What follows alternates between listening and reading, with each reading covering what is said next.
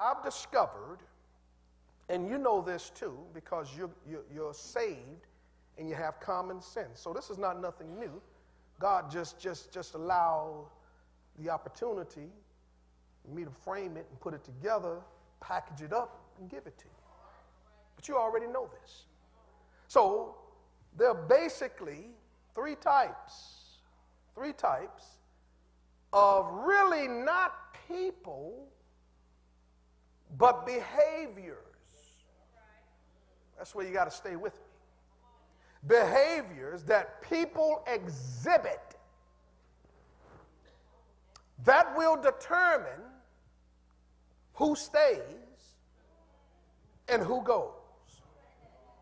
See, the thing about us, see, we're saved. We're saved.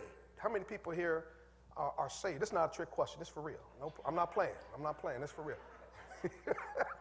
You still don't believe me. You like halfway raising your hand. Come on, you know that you're saved. So because of that, because we're saved, and we have this understanding of forgiveness and things of that sort, so what happens is we allow the doormat mentality to weave into forgiveness. So now that the lines are blurred, we find ourselves trapped in what my God says: forgive, 7 times 70, forgive.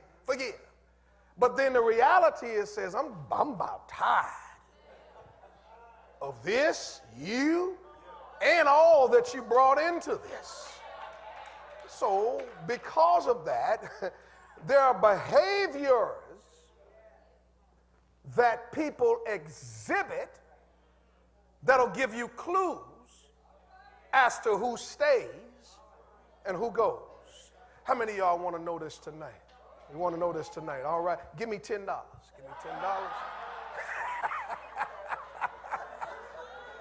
That's right.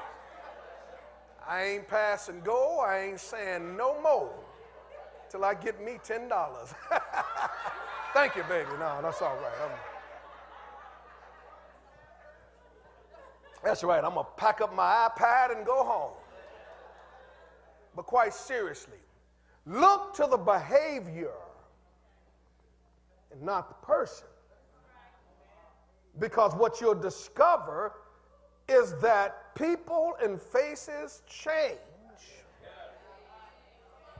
but behavioral patterns,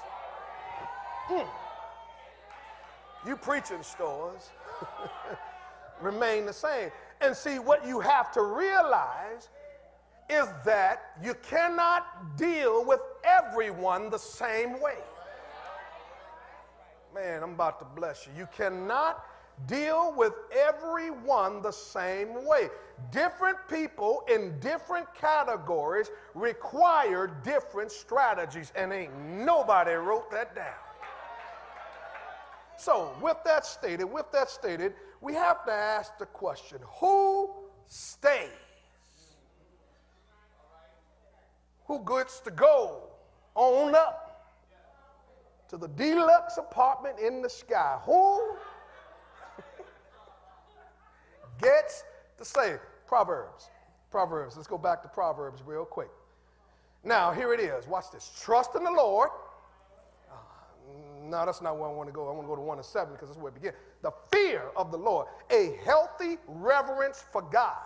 That's what fear means, not I'm scared. The person who has a healthy reverence for God, which means that God is the center and that my life is patterned after what God says.